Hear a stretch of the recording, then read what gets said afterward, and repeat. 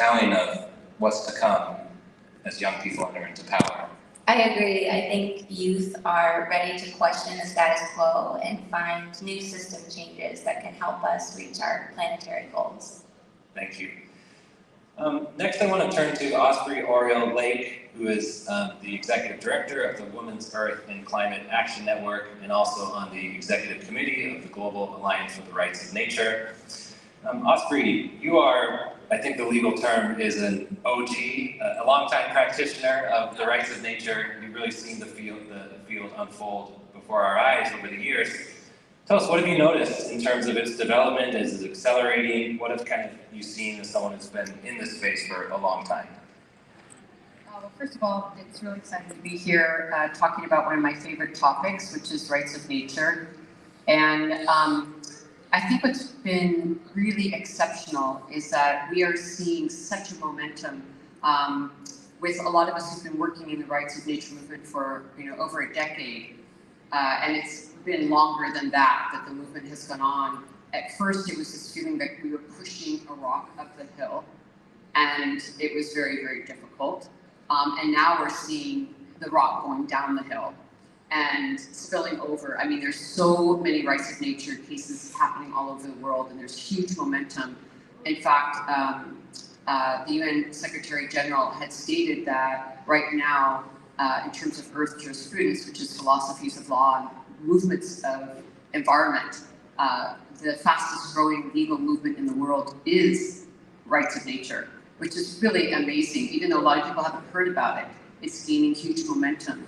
So as an example, right now there are 39 countries that have rights of nature initiatives, and there are 22 of those countries where those initiatives are actually legally binding, that you have to adhere to them.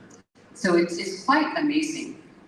The one thing I also wanted to say that I think is really important in the context also of this conference is the way that rights of nature is a reframing of our relationship to nature, both legally, but also in terms of our mindset. And to look at the fact that we need to adhere to the planetary boundaries, to the natural laws of the earth. And how does that affect our economic structures? How does that affect our consumer patterns? I think we need to take a really deep dive into understanding that, to put it in really simple terms, there is no business on a dead planet. And so we can have a lot of these conversations around sustainability, around how we're going to transition off of fossil fuels into this new clean, green economy. All of those things are such vital conversations, and there's so much, inspiration happening in these rooms, but I think we always need to remember that Mother Earth, nature, needs to be the center of the conversation and will bat last no matter what. And so we really need to understand what are those planetary boundaries. And I think that rights of nature gives us a way legally to really ensure that rivers have rights, that forests have rights, that they are at the level of human rights, and that in fact we cannot proceed without the DNA of our legal structures completely transforming to ensure that there is a voice for all the ecosystems and the integrity of the rivers, the integrity of the forests. And I'll just close with one short story, which is I was really honored to be in New Zealand, where the Maori people fought for the Wanganui River to have personhood, which is a form of rights of nature. And they have a beautiful saying there that I think expresses not only the legal framing of understanding that the rivers and forests and all of nature is what we belong to. We're not above nature. We are part and particle of nature. And how do we reframe our systems? And when I was there, one of the elders took me to the river, and she said to me, we have a saying here, I am the river and the river is me. I am the river and the river is me. And I really love that because they see the river as their living ancestor, that we come from nature and we can never forget that. And I think this is really a mindset shift that we need to really understand very deeply and not have it be metaphorical, but really understand legally, culturally, economically, that we have to put nature first. The economy is not above nature. We need to put nature at the center of the conversation. You know, it's interesting, my kind of goal in my career has always been to shatter this legal divide between humans and nature. And when I hear I am the river and the river is me and the river has personhood, isn't that really rights for ourselves as well as one member of this larger community? Absolutely. I think that, we have, we do a lot of work in our organization at the UN Climate Talks every year. We're very engaged at different levels of working with the United Nations. And the reason I bring this up is there is the Universal Declaration on the Rights of Humans, and the world has recognized that. And we need to see the Universal Declaration on the Rights of Mother Earth, on the rights of nature, on equal footing, because we are all connected. And so there's not one that's above the other. We are all part of the larger ecosystem of the web of life. And so how do we ensure that all of us who live on this beautiful planet are on equal standing legally? And that's why this movement is so important. Thank you. Next, we're going to talk with Kevin Schneider, Counsel at Earth Law Center. And Kevin has been in the courtrooms defending the interests of animals. And Kevin, what's it like to be in a courtroom speaking for an elephant? Thank you. It's great to be here. Really appreciate being with, like-minded folks who nonetheless come with, different and new ideas.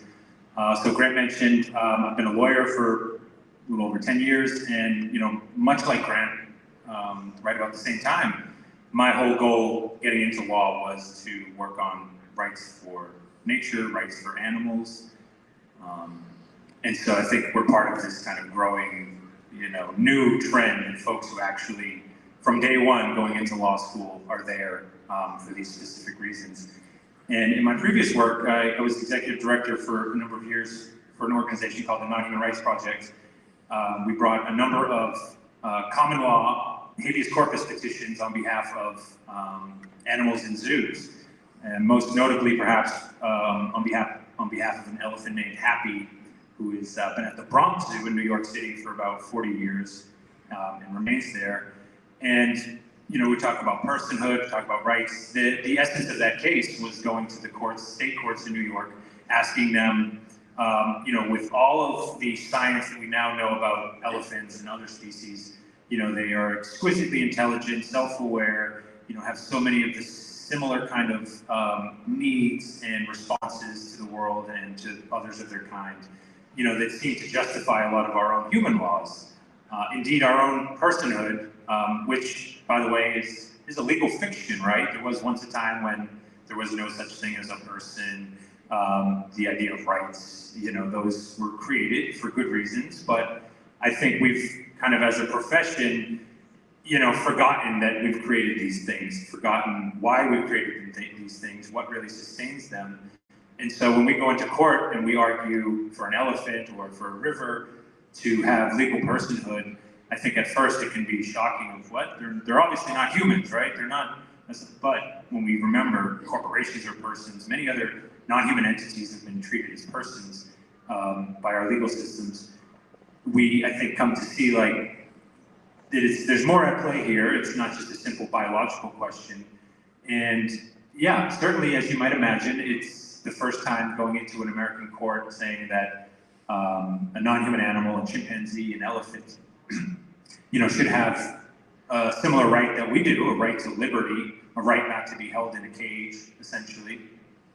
You can imagine some judges really kind of rolling their eyes at that or being suspicious, but in our experience, I think some of the most meaningful interactions we've had with judges have been judges that are slightly more conservative. I think because when you go there, and this I think is a good counterpart to other strategies of really reimagining our relationship with the natural world, that's super important, but I think there are ways to do that while actually not throwing out all of this kind of common law that we've been building up for the last several hundred years in other legal systems. I focus on the common law because that's what we know and do primarily in the U.S. But Kev, if I can interrupt you, I'm on the edge of my seat. What happened in the case? Well, sadly, the highest court in New York decided that animals are not entitled to rights. In fact, they said that the social contract says that only humans can have rights, nature can't have rights. But I think one of the most important things, and like we see in most kind of meaningful legal evolutions is that there were two important dissenting opinions from that court saying that, yeah, in fact, this is what we should be doing, and rather than just being elephants, we really ought to be reassessing our relationship with the entire natural world. And I think Kevin's mentioned to me that's called, what did you call that? Losing with strength, with purpose? Losing forward, I don't know, losing, but I feel like when you lose in court, you've actually, started to win in legislatures.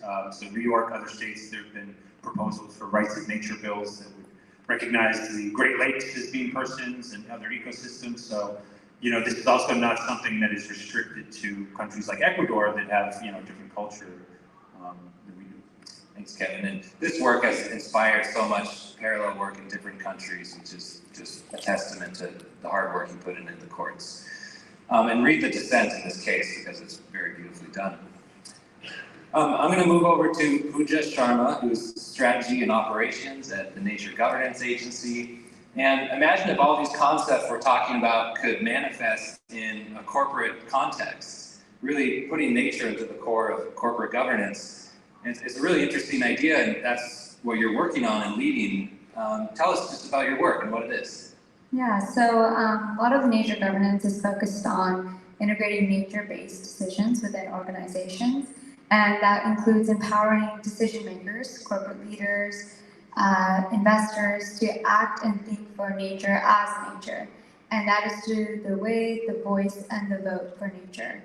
We launched a onboarding nature toolkit 2 weeks ago where we analyzed 10 organizations that have successfully integrated nature within their organizations. There is nature as inspiration, nature as advisor, nature as director, and nature as shareholder. So it's just really exciting to see that there's different models to integrate nature, and it is legally sound. It is exciting for the organization's culture, for the profits, for the employees. And the thing is that if not now, then when? Organizations really need to update how they're operating, and it's not just a matter of being sustainable or having a sustainable department. There needs to be a full company shift, and things need to be more regenerative. There needs to be a full culture shift, so nature is a part of every decision making.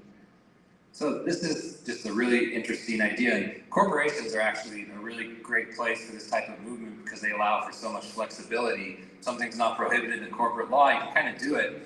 And so, you're coming to these companies with this idea of giving nature a board seat, which Earth Law Center and Nature Governance Agency was the first group in the world with partners, Lawyers for Nature and others, to put nature on a board of directors with a proxy from the Nature Governance Agency, Alexander P. Moore serving as one of the two proxies, speaking as nature in a company.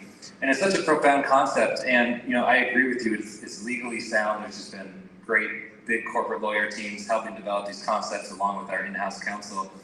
And so it's all kind of there and emerging. What's just the reaction you get with companies, like who comes and approaches you and are like, we want to do this? And what's their motivation in wanting to work to put nature in their company in this new exciting way?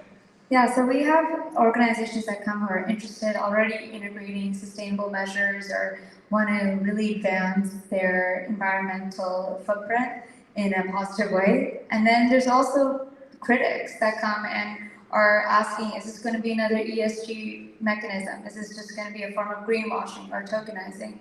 And to that we respond that we can't get rid of governance. It's not a matter of completely erasing what it has been working. It's about updating the system so that we're moving more intentionally and more consciously with more eco-centric governing principles in the organization. So it's a lot of education at this point and just empowering all of us to know that we can make decisions for nature as nature. And while we are empowering decision makers to make those decisions for an organization, we aspire that these decision makers teach their stakeholders so that it's a full shift and it's not a matter of just put nature on your board, lip service, and we're done, we can move on. It's a very transformative journey. So it's supposed to move slow, it's supposed to move intentional, and it's supposed to move in a regenerative way. audience survey time.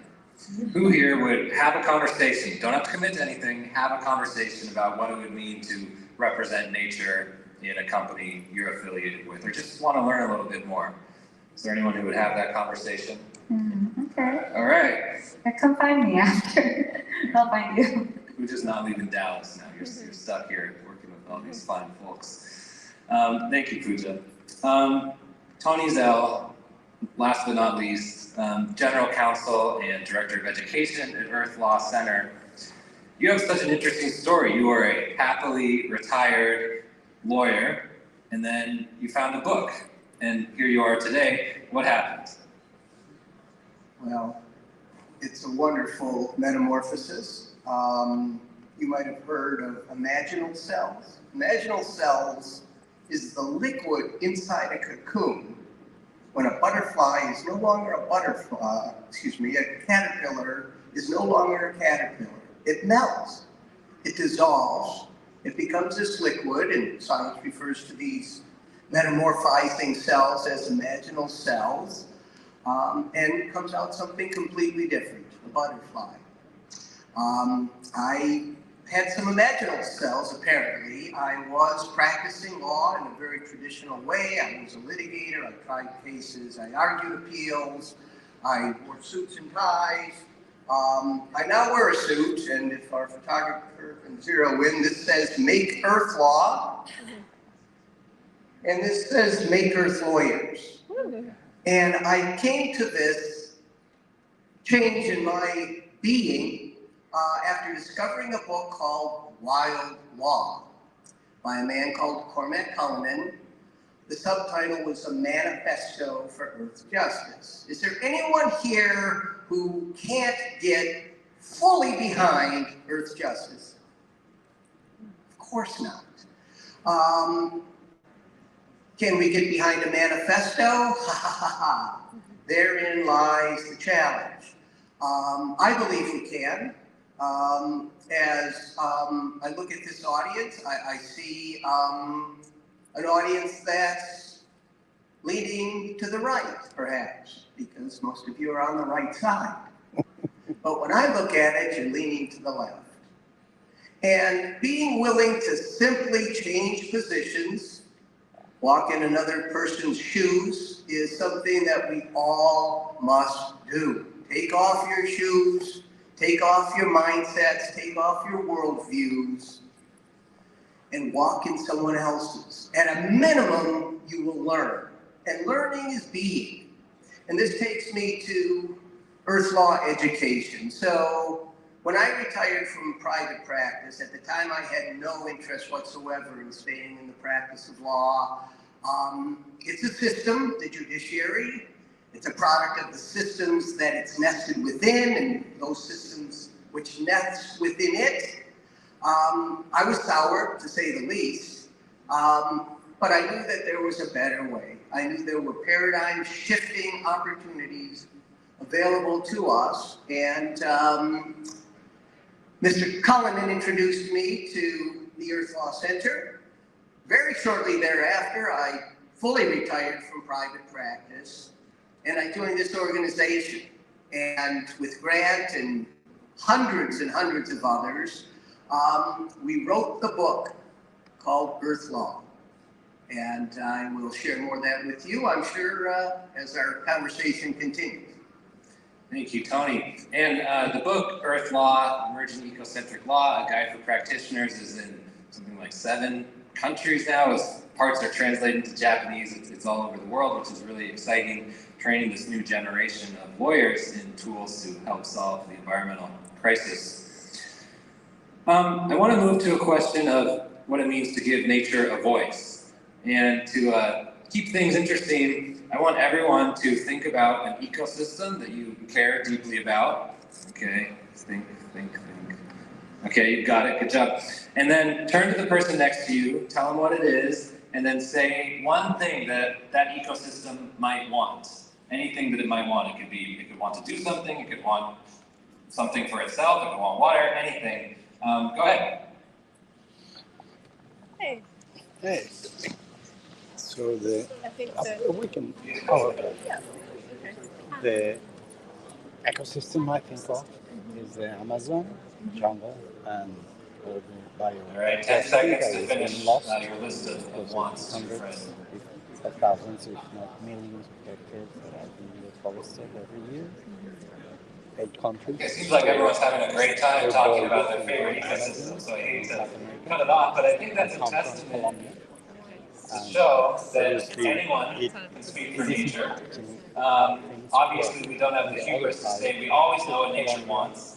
My best friends in the world are my wife and my dog Saber, and I don't know what they want sometimes. But nonetheless, I think it shows that anyone can give a voice to nature if they give us some effort. And that people can especially speak on behalf of the ecosystems for which they are deeply interconnected, for which they care of more than others. And I just want to ask a couple questions about giving nature a voice to our panel here. And we're going to go a little quicker just to make sure we get to all our questions, so a minute or so. Callie, tell me about what it means to give a voice to turtles. You love sea turtles, and what does it mean, especially in the context of Panama? Sure, so as we're talking about giving a voice to nature, it can be nature as a whole, it can be ecosystems like we just discussed, or it can be endangered species like sea turtles. So in 2022 in Panama, there was a law proposal that was put forth to increase sea turtle conservation efforts in Panama. It was put forth by Congressman Gabriel Silva and a sea turtle conservation network called Panelists.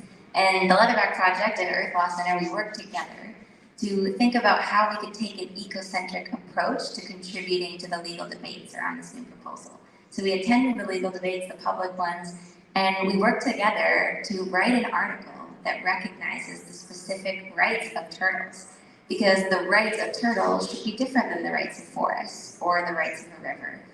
And so we really need to, in each subsequent law after a general law, like the General Rights of Nature law in Panama, think about what different ecosystems or species need, and in subsequent legislation, make sure those needs are expressed through their specific rights.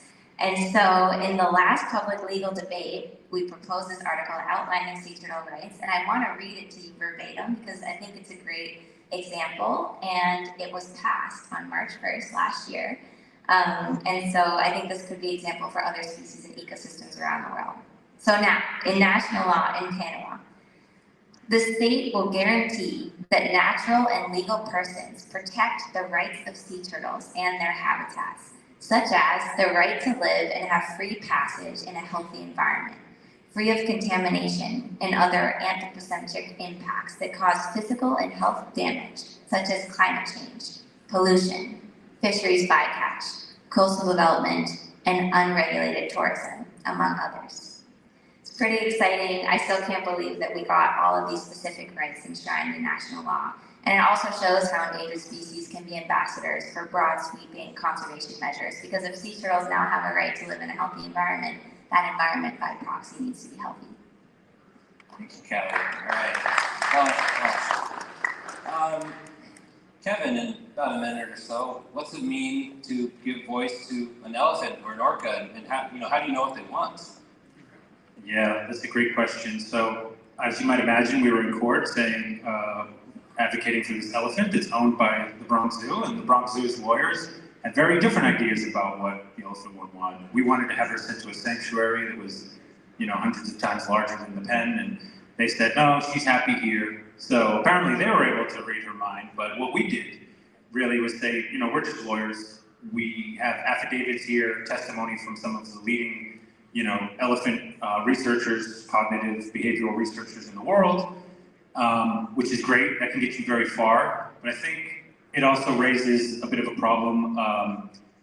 Science alone, law alone, religion alone, nothing alone, I think, is going to solve it. And just presenting all the great science on no matter what it is not going to be enough. So I think we make good progress by combining science and also just in some ways common sense, like go to the zoo and look at the elephant and what does your heart tell you about looking at a solitary elephant?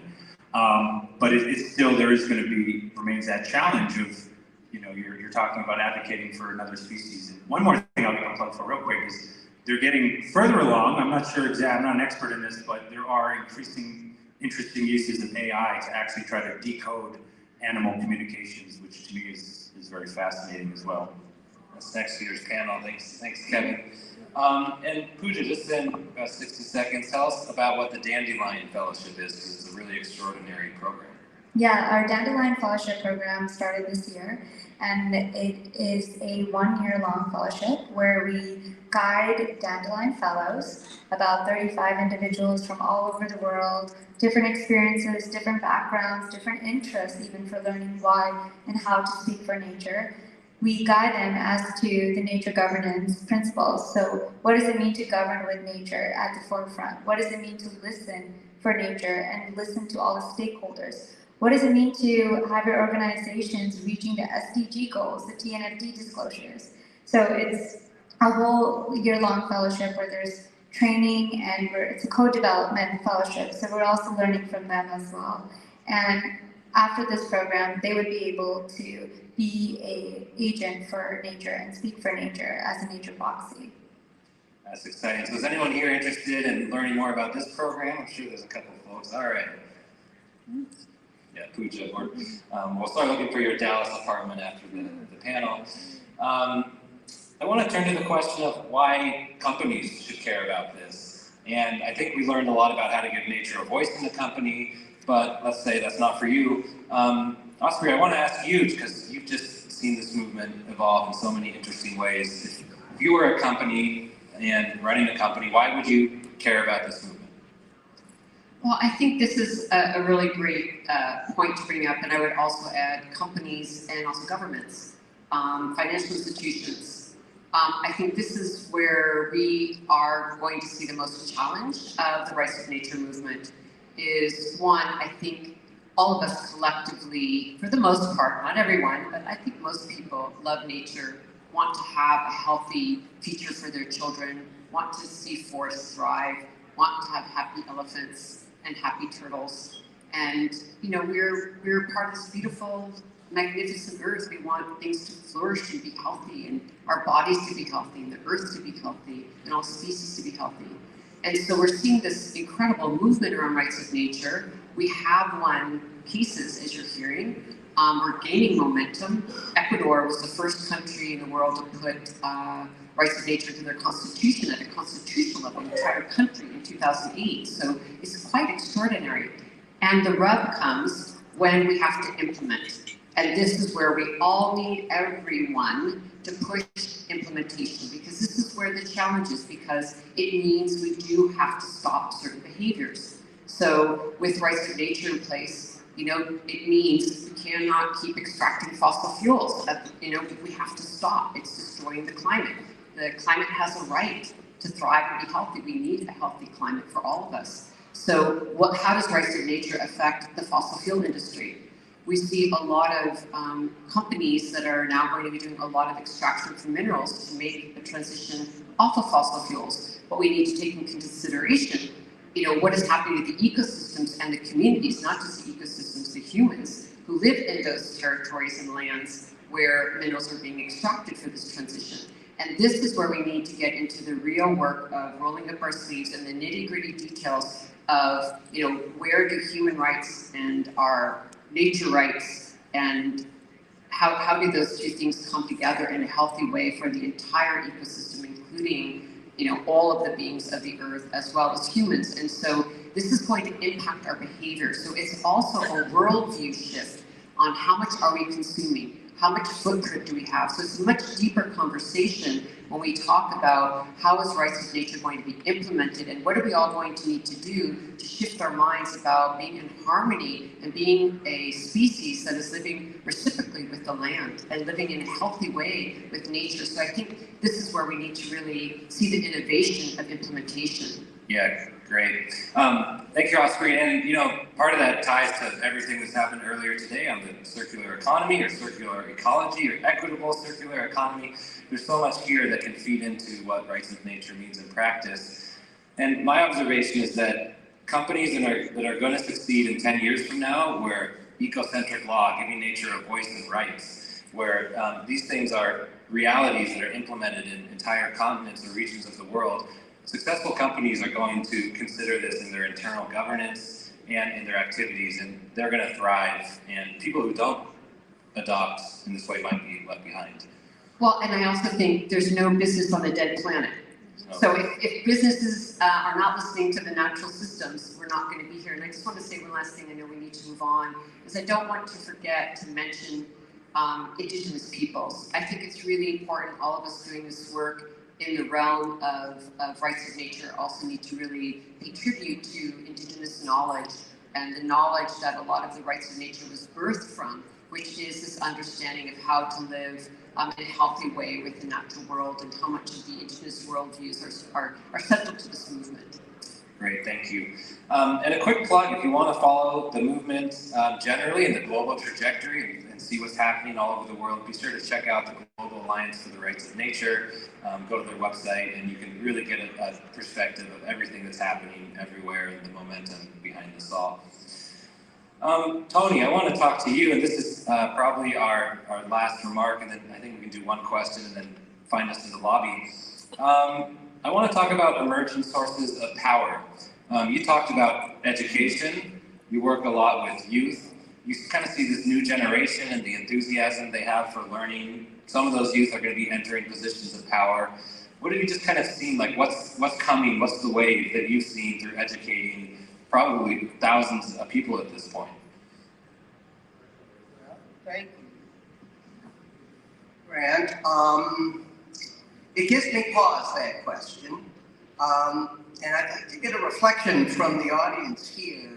A quick answer, don't think about this.